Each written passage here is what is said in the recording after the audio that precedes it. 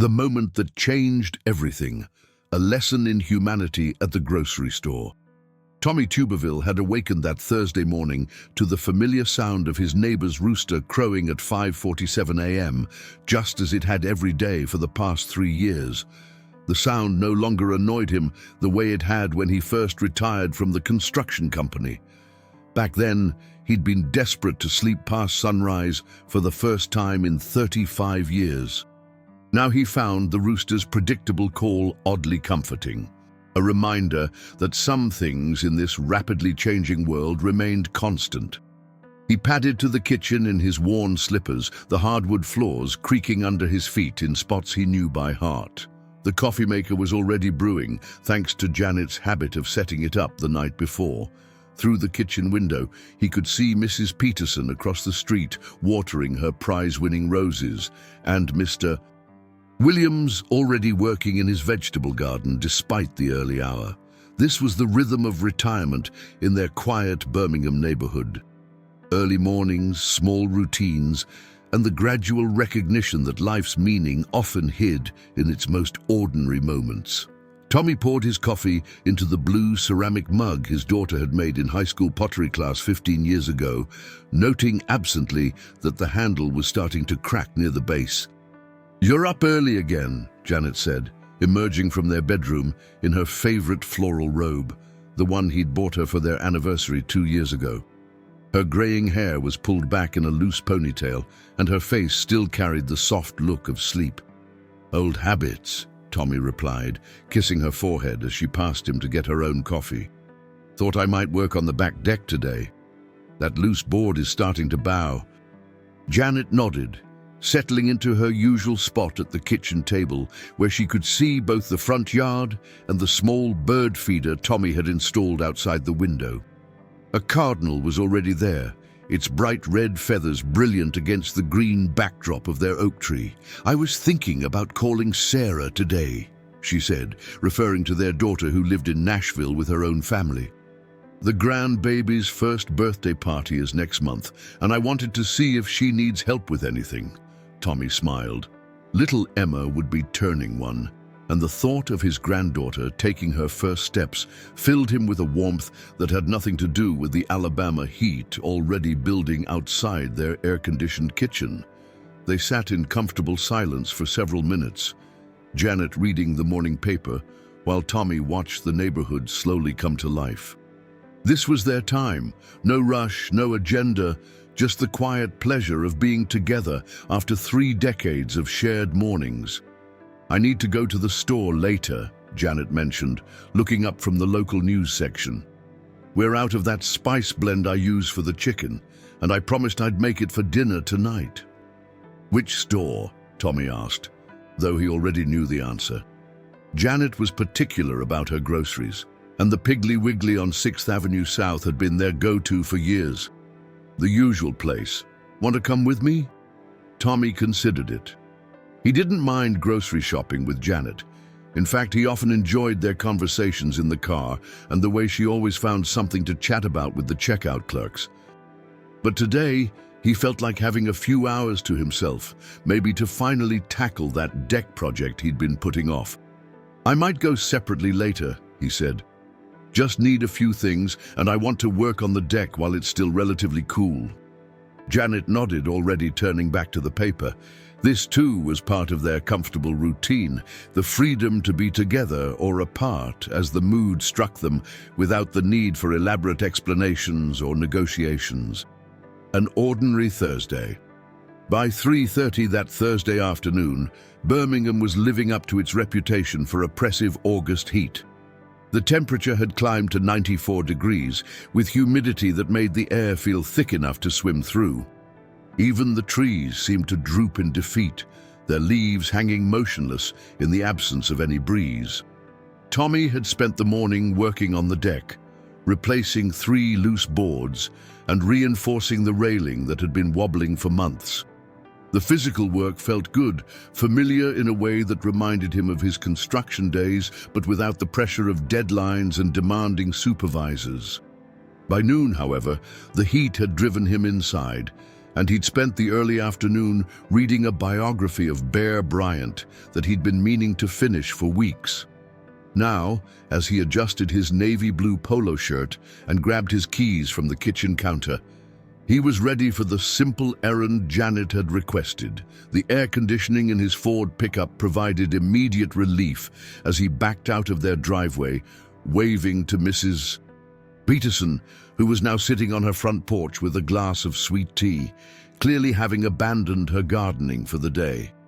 The drive to Piggly Wiggly took him through neighborhoods he'd known for decades, past the elementary school where their daughter Sarah had learned to read, past the church where he and Janet had renewed their vows on their 25th anniversary, past the small park where he'd taught Sarah to ride a bike. These familiar landmarks had become more meaningful since his retirement, as if seeing them with the slower pace of his new life had revealed layers of significance he'd missed during his working years. At 58, Tommy carried himself with the solid presence of a man who had built things with his hands for most of his adult life. His graying hair was still thick, combed back in the same style he'd worn for 20 years. His shoulders remained broad and strong, testament to decades of lifting, hammering, and climbing. But it was his eyes that people noticed most. Clear blue eyes that seemed to take in everything, processing situations with the careful attention of someone who had learned that small details often determined whether a project succeeded or failed.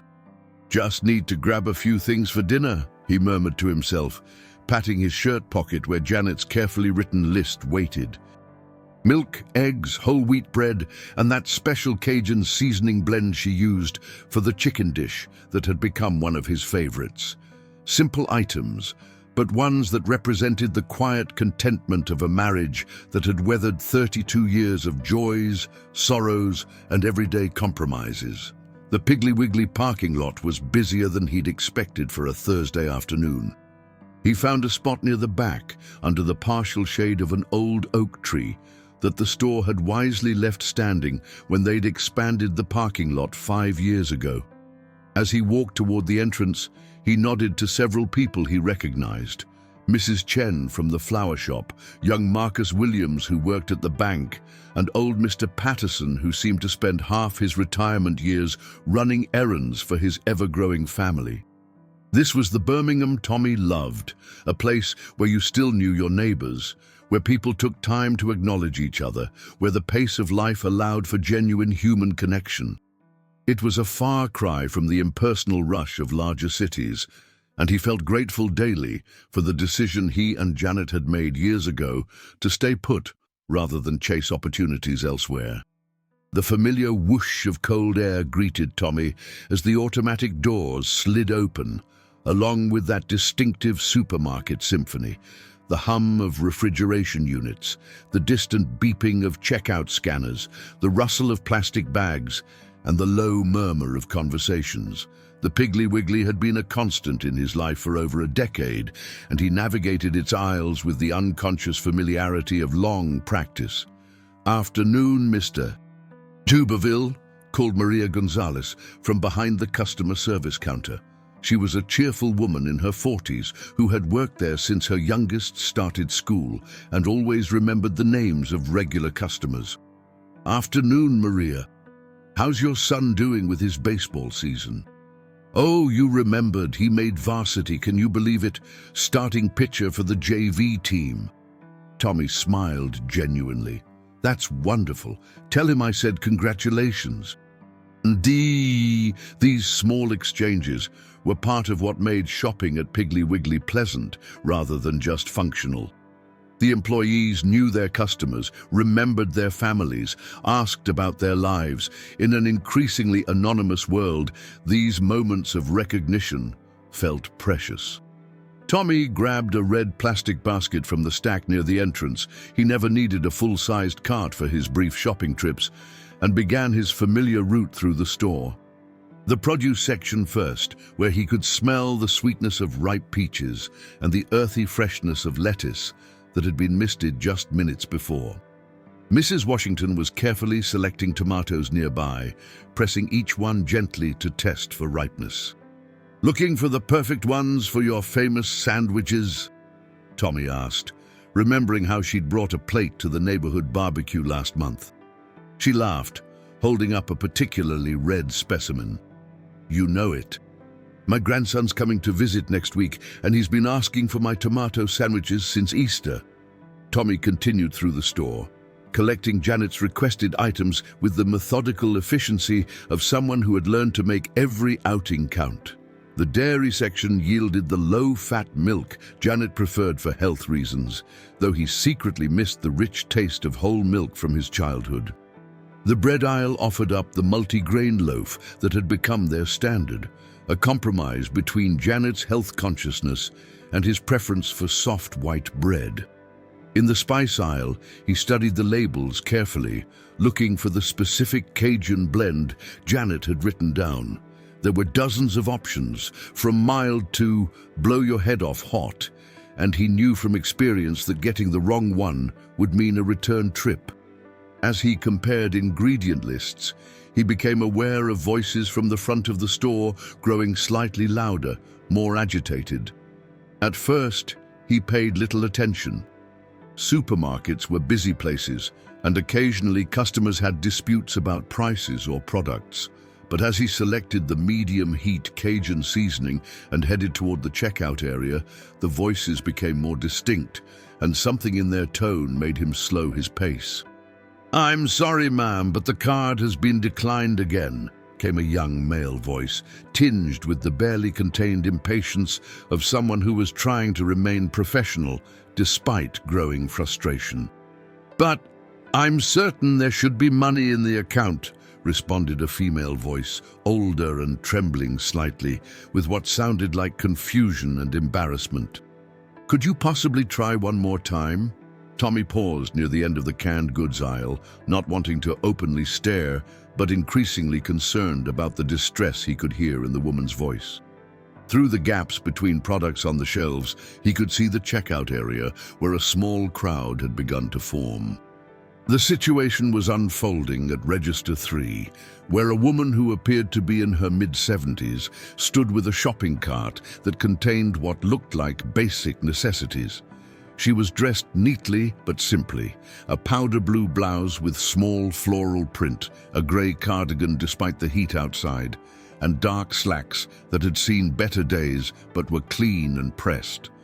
Her white hair was styled in a careful wave that spoke of weekly salon visits that had probably become less frequent over time.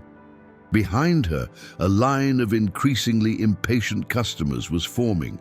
Tommy could see the familiar faces of several neighborhood residents, and their expressions ranged from sympathetic concern to obvious irritation. A woman in expensive-looking athletic wear checked her smartwatch and sighed audibly. A man in a business suit shifted his weight from foot to foot and glanced repeatedly at his phone. The elderly woman was fumbling with a worn leather purse, her hands shaking as she searched through what appeared to be a collection of cards, crumpled bills, and various papers. The young cashier, who looked to be barely out of high school, seemed torn between following store policy and showing compassion for a customer who was clearly struggling. "Ma'am, I've run the card through 3 times now," the cashier said, his voice carrying a note of helplessness. "The system keeps saying insufficient funds. Do you have another card, or perhaps cash?" The woman's face flushed with embarrassment as she continued searching her purse. I have some cash here," she said, her voice barely above a whisper. "Let me see. I think I have maybe $23. Tommy watched as she counted out wrinkled bills and a handful of quarters, dimes, and pennies. Her movements were careful but shaky, and he could see her lips moving as she tried to calculate whether the money would be enough. The cashier looked at the register display and shook his head gently. "I'm sorry, but your total is $47.83. With $23, you'd need to remove quite a few items." It was then that Tommy heard something that pierced straight through to his heart, a soft, almost inaudible sob. The woman was trying desperately to maintain her dignity, but the weight of public humiliation was becoming too much to bear. "This is ridiculous," muttered someone in line. "If she can't afford groceries, she shouldn't be holding up everyone else." "Some people have no consideration," agreed another voice, not bothering to lower the volume enough to spare the woman's feelings. Tommy felt a familiar fire ignite in his chest, not anger exactly, but something deeper and more purposeful. It was the same feeling he'd gotten as a child when he'd seen bullies picking on smaller kids, the same instinct that had driven him to stand up for co-workers who were being treated unfairly, the same moral compass that his parents had instilled in him during Sunday dinners and bedtime conversations about right and wrong. He looked at his own basket, containing items that he could easily afford, for a dinner that was wanted rather than desperately needed. Then he looked again at the elderly woman who had begun the heartbreaking process of deciding which necessities she could live without. The woman reached into her cart and pulled out a small bottle of what appeared to be over-the-counter medication, then a bag of apples, then a loaf of bread. Each item she removed seemed to take something from her spirit as well, and Tommy realized he was witnessing not just a financial transaction gone wrong, but a human being's dignity being stripped away one grocery item at a time. That's when he made the decision that would change everything. Tommy Tuberville had always believed that life's most important moments rarely announced themselves with fanfare. They didn't arrive with dramatic music or spotlights. Instead, they slipped into ordinary days, disguised as routine decisions, presenting themselves quietly and demanding immediate action before you had time to overthink them. Standing there in the canned goods aisle of the Piggly Wiggly, watching an elderly woman's dignity crumble with each item she removed from her cart, Tommy felt the weight of such a moment settling on his shoulders. His mother's voice echoed in his memory, not just her words about being one crisis away from needing help, but the entire conversation they'd had that awful day 15 years ago when she'd called him crying. He could still remember every detail of that phone call, how his mother's voice had sounded small and defeated, how she'd described the impatience of the other customers, how she'd felt invisible and worthless. He remembered driving to her house immediately, finding her sitting at her kitchen table with the grocery list still in her hands, tears streaming down her face as she tried to figure out which medications she could do without until her next Social Security check arrived. That memory crystallized his decision. Tommy set his basket down on the floor next to a display of canned corn and walked with purposeful strides toward checkout register 3. As he approached, he could see the scene more clearly. The elderly woman, he guessed she was probably in her mid-70s, had removed about half the items from her cart and was staring at the remaining groceries with the kind of desperate calculation that comes from having to choose between necessities. Her cart now contained milk, bread, a small container of margarine, and what appeared to be a bottle of generic pain relievers. The young cashier, whose name tag read Brandon, looked increasingly uncomfortable. He kept glancing at his supervisor's office, clearly wishing someone else would handle this situation. Behind the woman, the line had grown to include 8 people, and their collective impatience was becoming palpable. "Ma'am, even with those items removed, you're still at $31.47, Brandon said, his voice cracking slightly. "You said you have $23. The woman nodded miserably, her hands still shaking as she held the crumpled bills and handful of change. I can take out the milk," she whispered, "and maybe the pain relievers." "For heaven's sake," huffed the woman in athletic wear, loud enough for everyone to hear. "This is exactly why I shop online. You don't have to deal with situations like this." The businessman behind her checked his phone again. "I have a conference call in 20 minutes. Is there another register open?" Tommy had heard enough. He stepped forward, his movement decisive enough to catch everyone's attention. The conversations in line died down as people turned to see what was happening. "Excuse me," Tommy said clearly, his voice carrying the quiet authority of someone accustomed to taking charge when situations required leadership. He addressed the cashier directly, but his words were loud enough for everyone in the area to hear. "I'd like to pay for this lady's groceries." The silence that followed. The effect of Tommy's words was immediate and startling. It was as if someone had pressed a pause button on the entire supermarket. The constant background noise, the hum of refrigerators, the beeping of distant registers, the rustle of shopping bags, suddenly seemed amplified in the complete absence of human conversation. Brandon, the young cashier, stopped mid-motion, his finger hovering over the register keys. The elderly woman's mouth fell open in shock, her weathered hands still clutching the $23 she'd been counting. The people in line behind her seemed frozen in various poses of surprise, their previous expressions of irritation replaced by something that might have been shame, confusion, or simply disbelief. "I'm sorry." "What did you say?" Brandon asked, his voice barely above a whisper. Tommy stepped closer to the register, pulling his wallet from his back pocket with the same calm deliberation he'd once used when approaching a construction problem that required careful thought and steady hands. "I said I'd like to pay for the lady's groceries, all of them." He gestured toward the items the woman had removed from her cart. "Please put everything back and tell me the total." The elderly woman turned to face Tommy fully for the first time, and he could see the complete bewilderment in her blue eyes. They were kind eyes, he noted, the sort that probably lit up when talking about grandchildren or neighborhood gossip. Eyes that had seen decades of joys and sorrows and were now trying to process an act of kindness so unexpected it seemed to defy her understanding of how the world worked. You don't even know me," she stammered, her voice trembling with emotion. "I couldn't possibly accept. Why would you?" Tommy looked directly at her, and everyone in the checkout area could see his expression.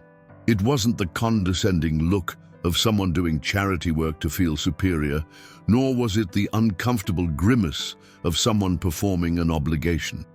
Instead, his face showed something much more powerful, genuine human compassion mixed with a recognition that could only come from personal experience with struggle.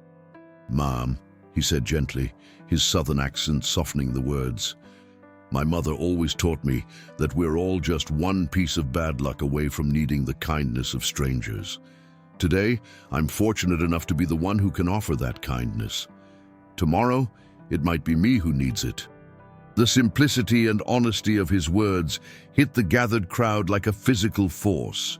The woman in athletic wear, who had been checking her expensive smartwatch impatiently just moments before, suddenly found herself studying her shoes. The businessman had stopped looking at his phone entirely and was instead watching Tommy with an expression of growing awareness. Brandon, the young cashier, seemed to shake himself out of his trance. "Sir, are you sure about this? The total is $47.83. "I'm absolutely certain," Tommy replied, extending his credit card. "And please, put all the items back in the lady's cart, everything she had selected." As Brandon began the process of adding items back to the purchase, his movements took on an almost ceremonial quality. Each product he scanned seemed to carry more weight than usual. The milk, the bread, the apples the woman had reluctantly removed, the over-the-counter medication she probably needed for arthritis or other age-related ailments. The elderly woman watched this reversal of her humiliation with tears streaming down her cheeks. But these weren't tears of embarrassment or desperation. These were tears of relief, of gratitude so profound it couldn't be contained, and perhaps most importantly, of a restored faith in human decency that she had thought was lost forever. The ripple effect begins. As word of what was happening spread through the immediate area, something extraordinary began to occur. Other shoppers, drawn by curiosity or the unusual silence that had fallen over checkout register 3, began to approach. Some came close enough to witness the transaction directly, while others lingered at the ends of nearby aisles, sensing that they were observing something significant. Sarah Mitchell, the young employee Tommy had noticed earlier in the bakery section, had abandoned her bread-stocking duties to watch the scene unfold. She stood near the customer service desk with her supervisor, Marcus Johnson, who had emerged from his office after being alerted to the unusual situation by another employee. "That's Mrs. Henderson," Sarah whispered to Marcus. "She's one of our regulars. Always so polite, always asks about our families. I had no idea she was having financial troubles." Marcus nodded grimly. "A lot of our older customers are struggling more than we realize. Fixed incomes don't stretch as far as they used to, especially with medical expenses." As Tommy completed the payment process, signing the receipt with the same careful attention he gave to all his transactions, Mrs. Henderson found her voice again. "I don't even know your name," she said, wiping her eyes with a tissue someone had handed her. "How can I thank you when I don't even know who you are?" "Tommy Tuberville," he replied, extending his hand in formal introduction. "And it's a pleasure to meet you, Mrs. Henderson, Dorothy Henderson." She shook his hand with both of hers, holding on as if he were a lifeline. "Mr. Tuberville, what you've done, I can't find the words." "No words needed, Mrs. Henderson. We all need help sometimes." As their brief conversation continued, the atmosphere in the checkout area began to change in subtle but noticeable ways. The impatient energy that had characterized the line just minutes earlier was being replaced by something entirely different, a kind of hushed respect mixed with self-reflection. Jennifer Walsh, the woman in expensive athletic wear who had made the comment about shopping online, found herself thinking about her own grandmother, who had passed away the previous year. She remembered visiting Grandma Rose in her final months, noticing how carefully she counted out change at the pharmacy, how she'd started buying generic everything to make her pension stretch further. Jennifer realized with a sick feeling that she had never offered to help, had never even asked if Grandma Rose needed anything beyond the perfunctory, "How are you doing?" during their brief phone calls. Dr. Michael Torres, the businessman who had been worried about his conference call, was having his own moment of reckoning. As a cardiologist, he spent his days treating elderly patients, many of whom struggled with both health problems and financial stress. He had always prided himself on his bedside manner, on treating his patients with respect and kindness. But he realized now that his compassion had often stopped at the edges of his professional responsibility. How many of his patients went home to struggle with grocery bills and medication costs, while he went home to his comfortable suburban house and expensive dinners? Even Brandon, the young cashier, was processing the experience in ways that would influence his future interactions with customers. He had been working at Piggly Wiggly for 8 months since graduating from high school and had developed the kind of mechanical efficiency that retail work often demanded. But watching Tommy's simple act of kindness and seeing the profound effect it had on Mrs. Henderson reminded him that every customer was a complete person with their own story, their own struggles, their own dignity that deserved protection. As Tommy and Dorothy prepared to leave the checkout area, Brandon called out, "Mr. Tuberville, wait." Tommy paused, looking back with raised eyebrows. "I just wanted to say thank you for showing me, for reminding me how I should treat people. All people." Tommy nodded slowly. "Don't thank me, son. Thank me by doing the same thing for someone else when you get the chance." And with those words, the ripple effect that would eventually transform not just individual lives, but an entire community's understanding of compassion and connection had officially begun. "Accept this. You don't even know me. I can't." Tommy turned completely toward her, and for the first time, everyone could see the expression on his face. It wasn't one of superiority or condescension. It was of genuine kindness mixed with something that seemed like profound understanding. "Ma'am," he said, his voice soft but firm, My mother used to tell me that we're all just one bad decision, one illness or one twist of fate away from needing help from a stranger. Today, I'm the one who can help. Another day, it might be me who needs it." Tommy's words echoed through the supermarket like waves on a calm lake. Some people in line began to shift uncomfortably, as if their own consciences were being poked by those simple but powerful words. The young woman who had commented about financial planning lowered her eyes, suddenly interested in examining the products in her own cart. The man in the suit put away his phone and for the first time really looked at the elderly lady, not with impatience, but with something akin to shame. I don't know what to say," murmured the lady, tears now flowing freely down her wrinkled cheeks. But these weren't tears of humiliation.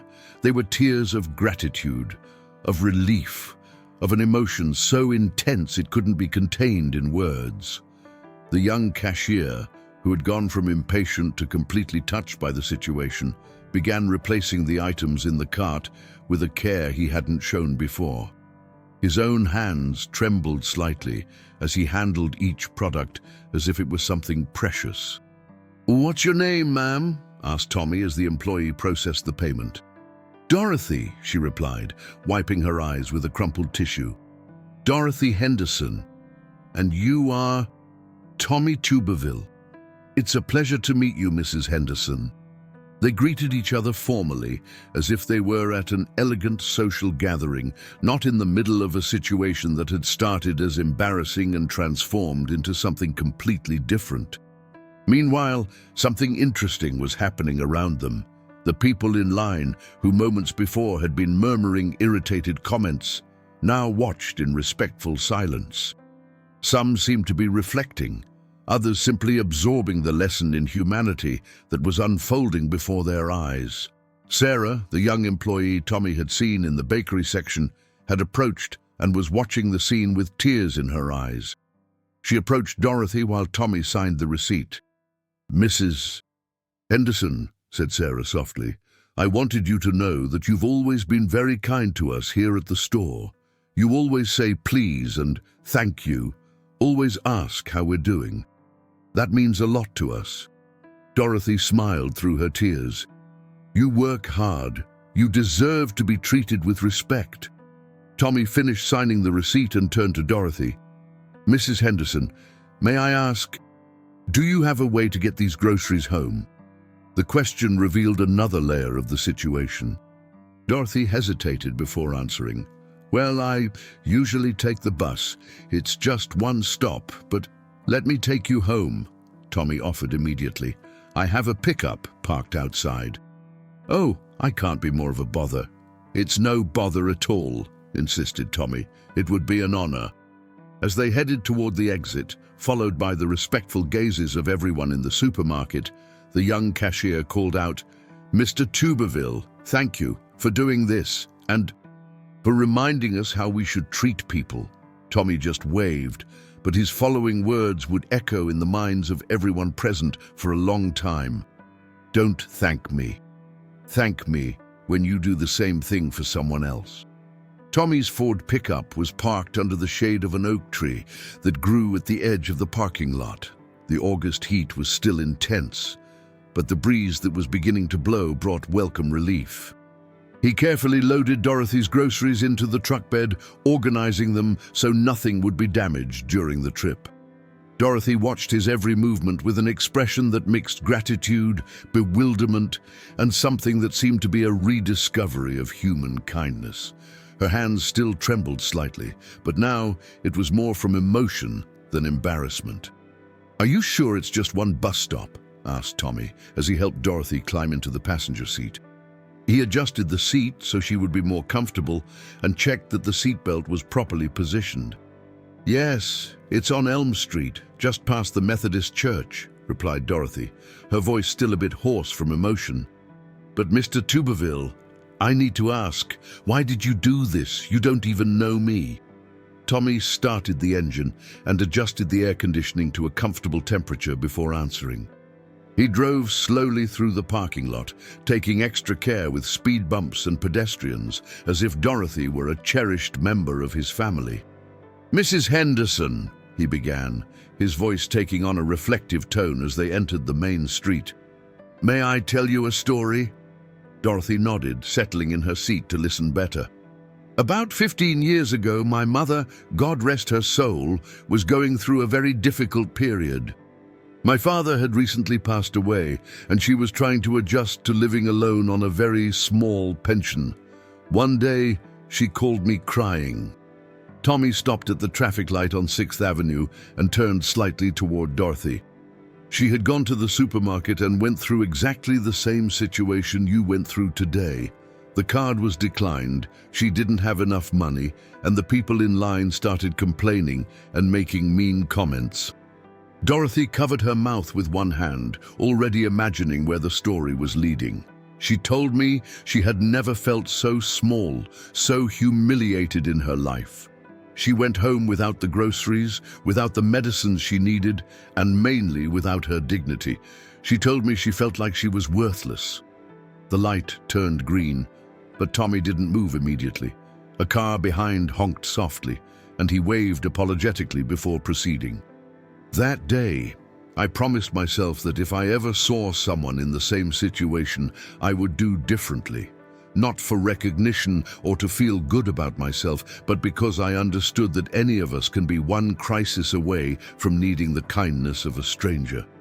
Dorothy was crying silently again, but this time her tears seemed to be from deep understanding, from a human connection that went beyond the circumstances of the moment. "Your mother, was she okay after that?" Dorothy asked softly. "She was. Thank God, and thanks to the kindness of some special people who appeared in our lives when we needed them most. But that experience marked her. She used to say that the worst part wasn't going without groceries, but the way people treated her, as if she were less human for being in difficulty." They turned onto Elm Street, a tree-lined street with small but well-maintained houses, typical of Birmingham's older neighborhoods. Dorothy pointed to a light blue house with a small but welcoming porch decorated with plant pots that clearly received much care. "That's it there," she said. "The one with the purple petunias on the porch." Tommy parked in front of the house and turned off the engine, but didn't make any move to get out immediately. He turned completely toward Dorothy. "Mrs. Henderson, may I ask you a personal question?" Dorothy nodded. "Do you live alone?" "Yes," she replied, lowering her eyes. "My husband died 3 years ago. My children live far away, one in Atlanta, another in California. They're good children, they call every week, but they have their own lives, their own responsibilities. And the pension, is it enough for your needs?" Dorothy hesitated. It was clear that the question touched on a sensitive point, but something about Tommy's gentle manner encouraged her to be honest. "Most months, yes. But sometimes there are unexpected expenses. The air conditioning breaks, or I need a more expensive medicine, or the car has problems. This month was difficult because I had to take my cat to the veterinarian. It might seem silly to spend money on an animal when you have little, but it's not silly at all," Tommy interrupted firmly. "That cat is your family. It's your company. There's nothing wrong with taking care of those we love." Dorothy smiled for the first time since they met, a genuine smile that illuminated her tired face. "You understand. Most people don't understand. I understand because I've been there, and because I know I'll be there again at some point in life. We all will." Tommy got out of the pickup and walked to the truck bed to get the groceries. Dorothy tried to help, but he insisted she just guide him to the door. As they walked through the well-maintained small garden, Dorothy said, "Mr. Tuberville, what you did today changed something in me. I was starting to believe that the world had become a cold place, that people didn't care about each other anymore." "And now?" asked Tommy, holding the bags while Dorothy looked for her keys. "Now I know there are still people like you, and that makes me want to be better too, find ways to help other people, even with my limited resources." As Dorothy opened the door, an orange and white cat appeared, affectionately rubbing against her legs. It was clearly an elderly cat with slightly graying fur, but bright and alert eyes. "This is Marmalade," said Dorothy, bending down to pet the animal. "He's the one who cost me this month's savings, but it was worth every penny, wasn't it, dear?" Tommy smiled, watching the interaction between Dorothy and her feline companion. It was clear they took care of each other, two beings who had found comfort in mutual company. After helping Dorothy organize the groceries in the small but immaculately clean kitchen, Tommy prepared to leave, but Dorothy stopped him at the door. "Mr. Tuberville, would you give me your phone number? Not to ask for help," she hastened to clarify, "but because I would like to invite you and your wife for dinner someday, to repay in the only way I can." Tommy smiled and wrote his number on a piece of paper he found on the kitchen table. "It would be an honor, Mrs. Henderson, and I'm sure my wife Janet will be delighted to meet you." As Tommy headed back to the pickup, Dorothy called from the porch. "Mr. Tuberville, how can I repay what you did for me today?" Tommy stopped and turned, his answer echoing not just in Dorothy's yard, but seeming to spread throughout the entire neighborhood. "Do the same thing for someone else when you have the opportunity. That's how good spreads through the world." The next morning, Dorothy Henderson woke up with a feeling she hadn't experienced in a long time. It was as if a weight had been lifted from her shoulders, replaced by something that took her a few minutes to identify: hope. Marmalade was curled up at her feet on the bed, purring softly, and for the first time in months, she got up without the usual anxiety about how she would get through the day. While preparing her morning coffee, a luxury she had almost eliminated from her budget, Dorothy reflected on the events of the previous day. It wasn't just Tommy's generosity that had touched her, but the way he had treated her, not as an object of pity, but as a human being worthy of respect and care. Across town, Tommy was telling Janet about the encounter at the supermarket while she prepared scrambled eggs for breakfast. Janet Tuberville, a 55-year-old woman with brown hair speckled with silver and kind eyes, had known her husband long enough not to be surprised by his action. "You did the right thing, Tommy," she said, serving the eggs on floral plates they had received as a wedding gift. "Your mother would be proud." "I hope so," replied Tommy, taking a sip of the strong coffee Janet always made. "I invited Dorothy for dinner with us. I hope you don't mind." Janet smiled. "Of course I don't mind. Actually, I'm looking forward to meeting her. It's been a while since we've had dinner company." Meanwhile, at the Piggly Wiggly supermarket, something interesting was happening. Sarah, the young employee who had witnessed Tommy's gesture, arrived at work with a different perspective. During the morning meeting with staff, she told the manager and colleagues about what she had witnessed the previous day. "I've never seen anything like it," she said, her eyes shining with the memory. "The way that man treated Mrs. Dorothy and how it changed the entire atmosphere of the store. People left there different." Marcus Johnson, the 42-year-old manager who had worked at the supermarket for almost 2 decades, listened to the story with growing interest. "You said you know this lady." "Mrs. Henderson has been coming here for years," Sarah explained. "Always very polite, always kind to us. Honestly, she's one of the most beloved customers we have." Marcus made a decision that surprised everyone. "Sarah, I want you to prepare a basket of basic products. Nothing extravagant, but essential things. We're going to deliver it to Mrs. Henderson this afternoon." "But sir, company policy," began another employee. "Company policy is to take care of our community," Marcus interrupted firmly. "And sometimes that means going beyond what's written in the manual." News of Tommy's gesture had spread unexpectedly. Jennifer Walsh, the young woman who had made uncharitable comments in line, couldn't sleep well that night.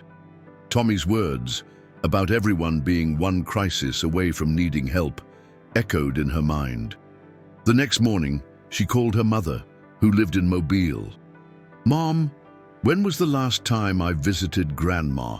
asked Jennifer, referring to her 78-year-old grandmother who lived alone in a nursing home. Her mother was surprised by the question. "Well, you were there at Christmas, so about 8 months?" Jennifer felt a tightness in her stomach. "I'm going to visit her this weekend, and Mom, maybe we should think about bringing her to live with us." Meanwhile, Dr. Michael Torres, the man in the suit who had complained about appointments, was in his medical office rethinking some of his attitudes. As a cardiologist, he saw elderly patients daily struggling not only against health problems, but also against financial difficulties and social isolation. That day, when an elderly patient mentioned she was having trouble paying for prescribed medications instead of simply prescribing cheaper generics, Dr. Torres did something different. He personally called a local charity organization and arranged an assistance program for her. "Dr. Torres," said the patient with tears in her eyes, "you didn't need to do this." "Of course I did," he replied, remembering Tommy's words. "This is how we take care of each other." Back at the light blue house on Elm Street, Dorothy was tending to her small garden when she saw a supermarket van park in front of her house. Sarah got out with a basket full of products. "Mrs. Henderson," Sarah called cheerfully, "Manager Marcus wanted you to know that we really appreciate your loyalty as a customer, and we wanted to deliver this as a way of saying thank you."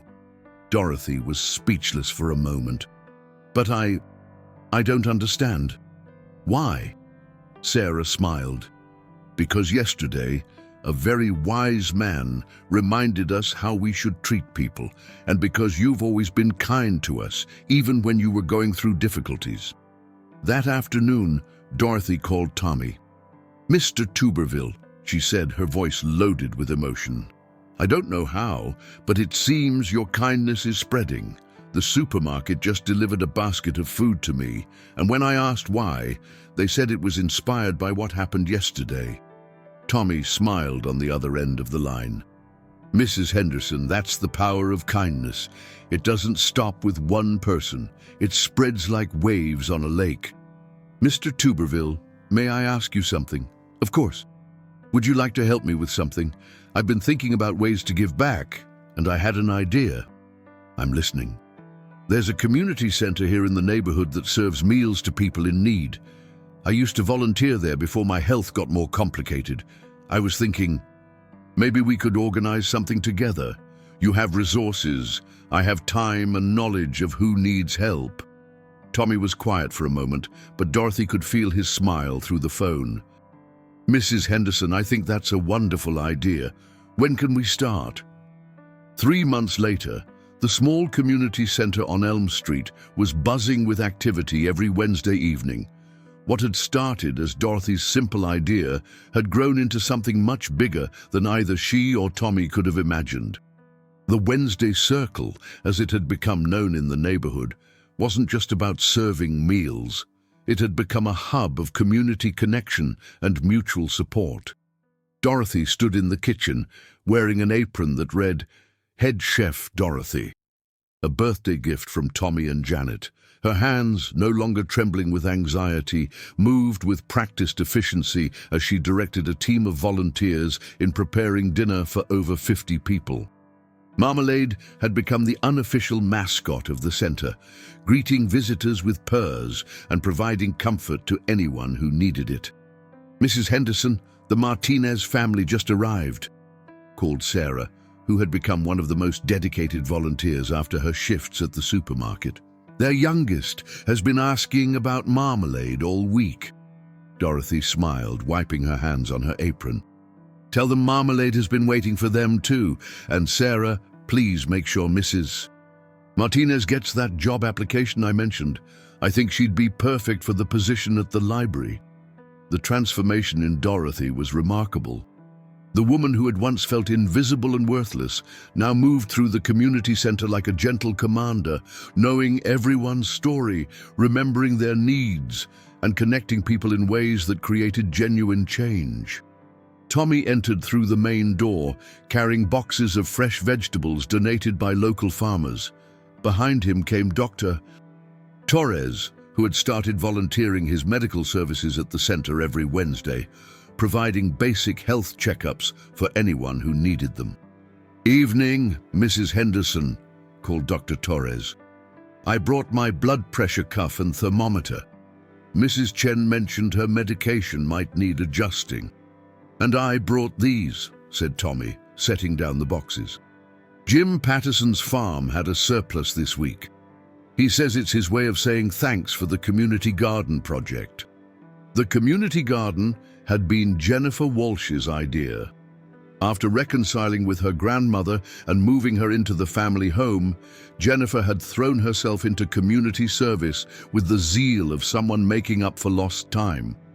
She had used her landscaping background to help establish a garden behind the community center where residents could grow their own vegetables and flowers. "Tommy," Dorothy called out, "come here for a moment." She led him to a corner of the main room where a bulletin board displayed dozens of photographs, thank you notes, and stories from people whose lives had been touched by the Wednesday Circle. At the center of the board was a framed photo from 3 months ago, Tommy and Dorothy shaking hands in the community center's kitchen on the very first Wednesday. "Do you remember what you told me that day at the supermarket?"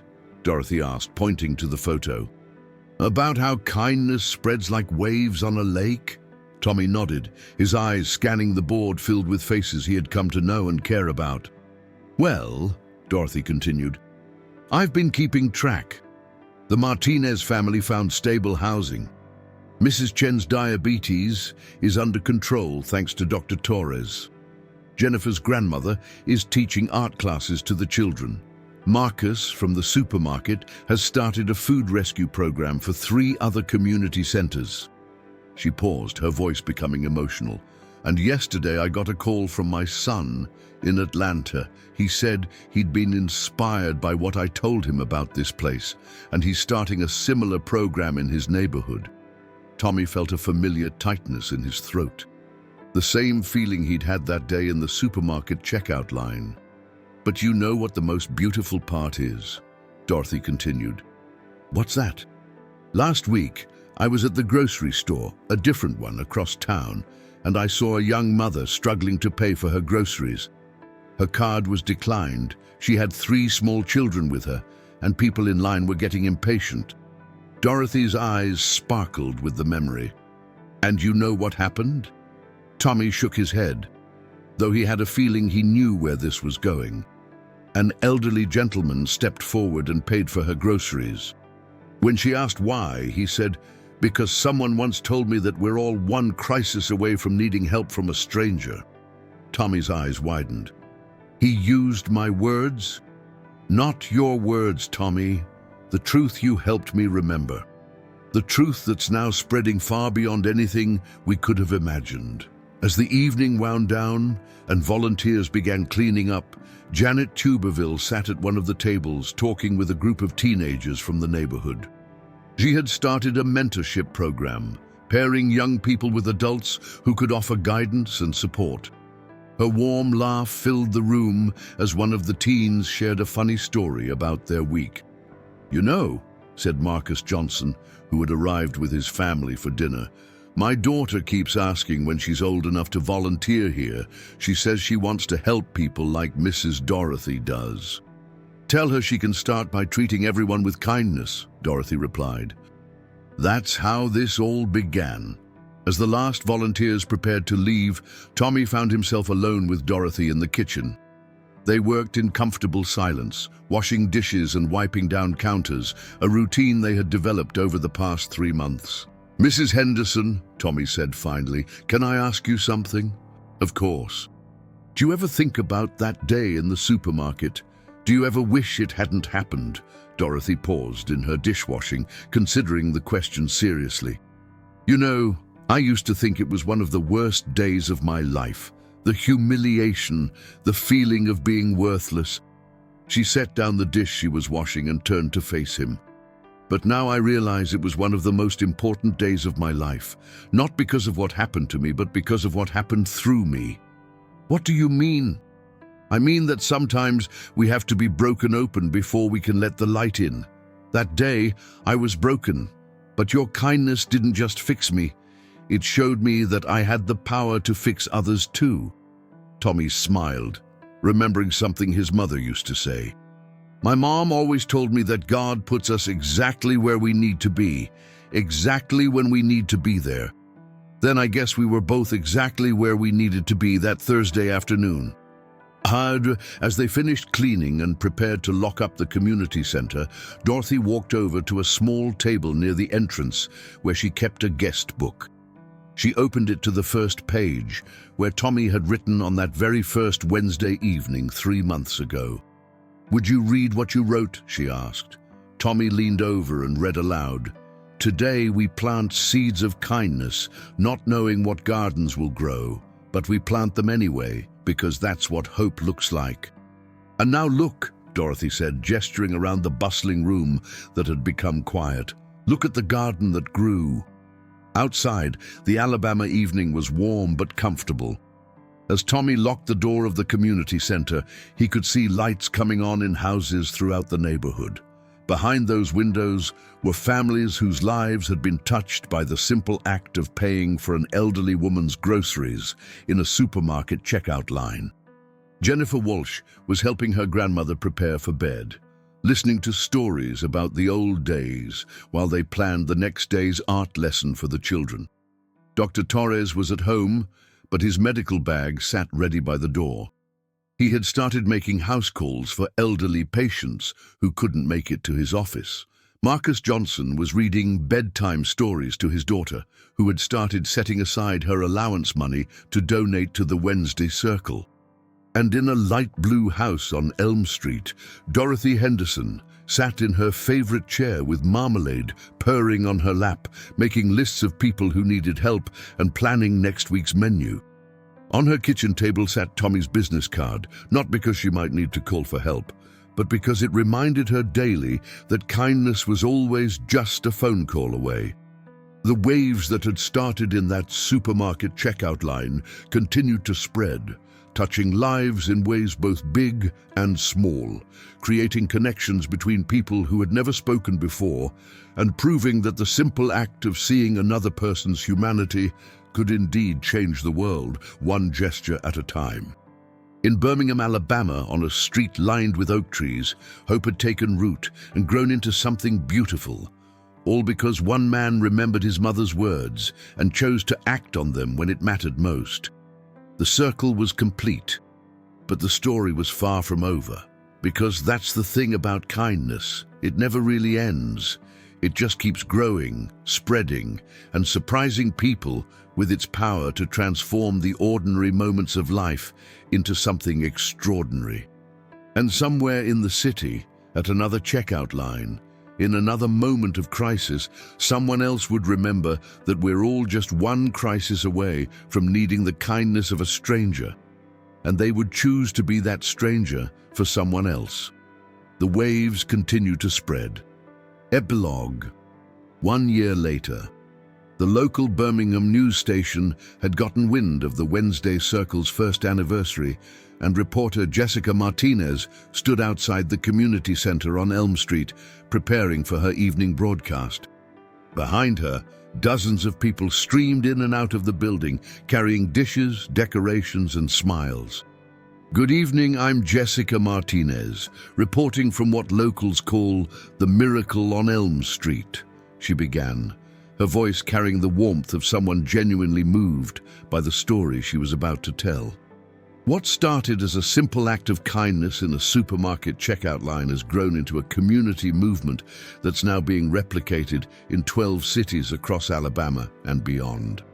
Inside the community center, Tommy and Dorothy stood together, cutting a large sheet cake decorated with the words, "1 year of kindness."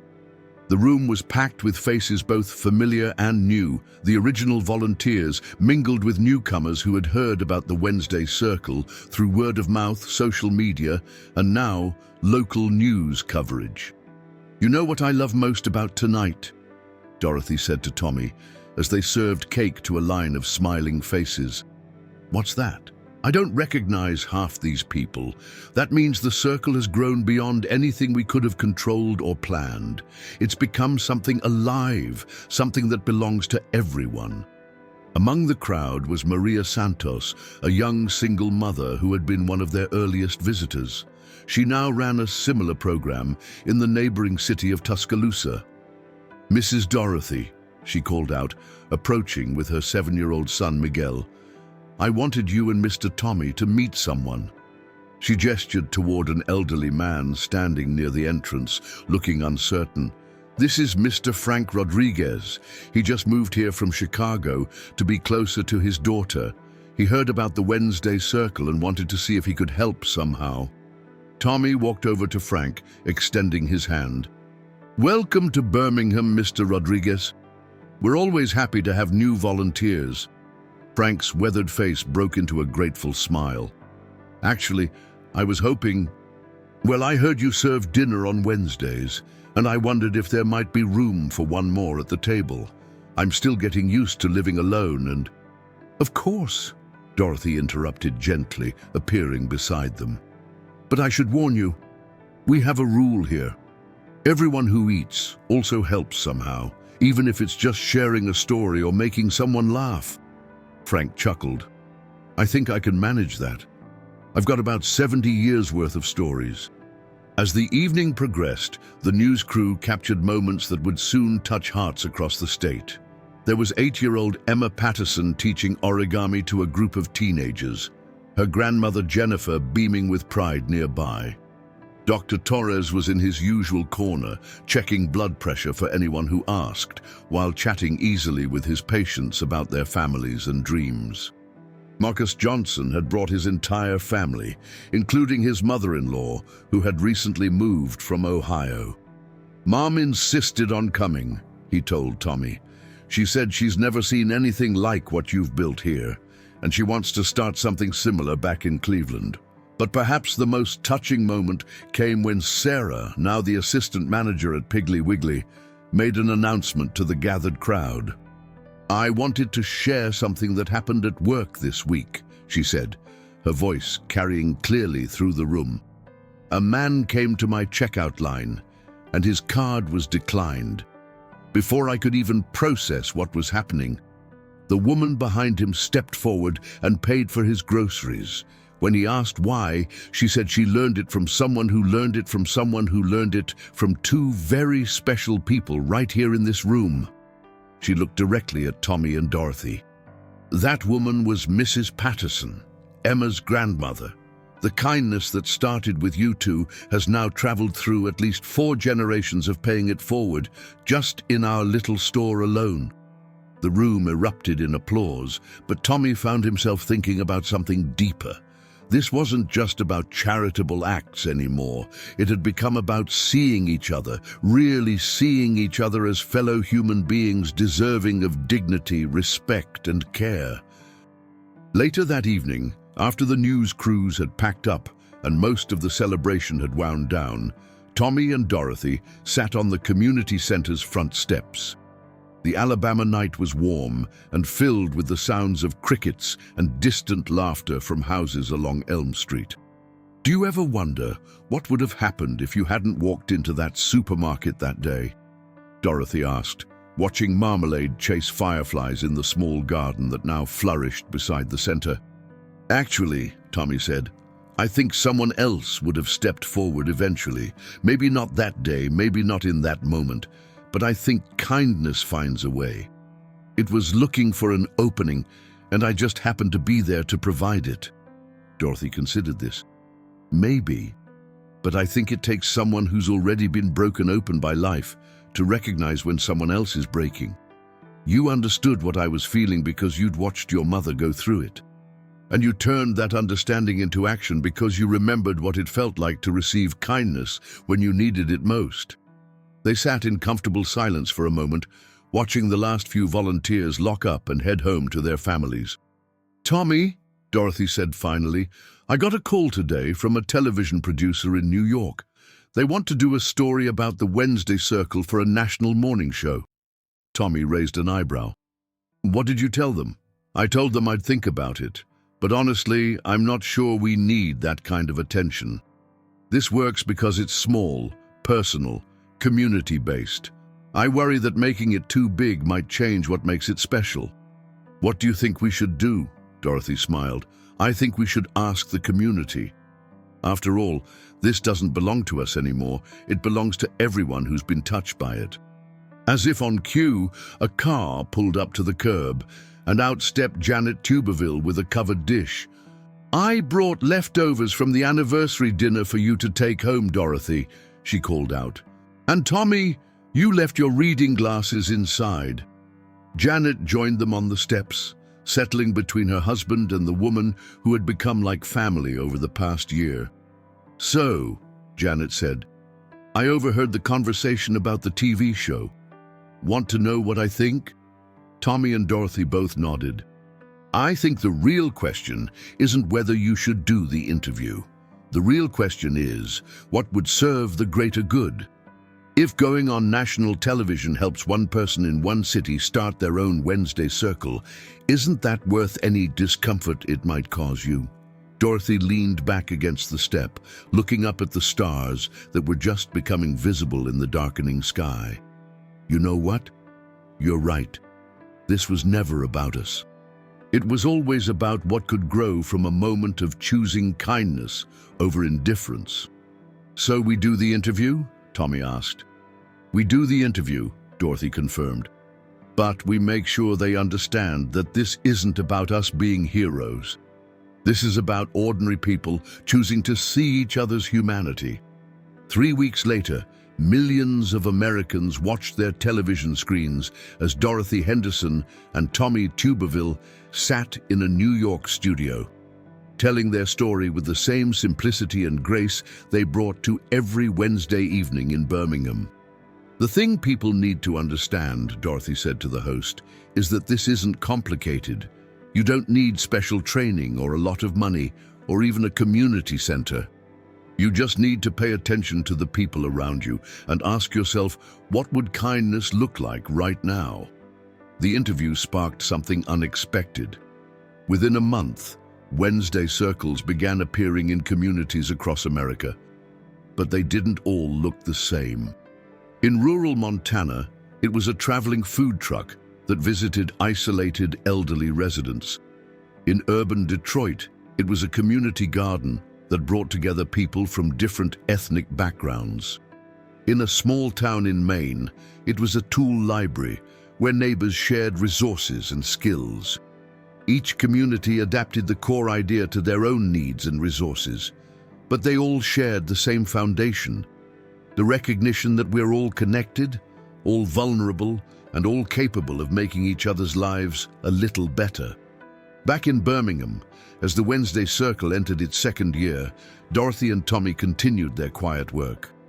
The national attention had brought new volunteers and resources, but it had also brought something more valuable: validation that their instincts had been right. Kindness really could change the world. One grocery store checkout line, one Wednesday evening, one human connection at a time. And every week, as Dorothy stood in the community center kitchen, preparing dinner for whoever needed it, she remembered that day when she thought she had hit rock bottom, only to discover that sometimes you have to fall completely apart before you can be rebuilt into something stronger, more beautiful, and more useful than you ever imagined possible. The story that began with a declined credit card and a trembling woman's dignity had become a testament to the power of seeing each other clearly, treating each other kindly, and never underestimating the profound impact that one moment of choosing love over indifference can have on the world. And in checkout lines across America, people began to look a little more carefully at the person in front of them, remembering that we're all just one crisis away from needing the kindness of a stranger. And we all have the power to be that stranger for someone else. The end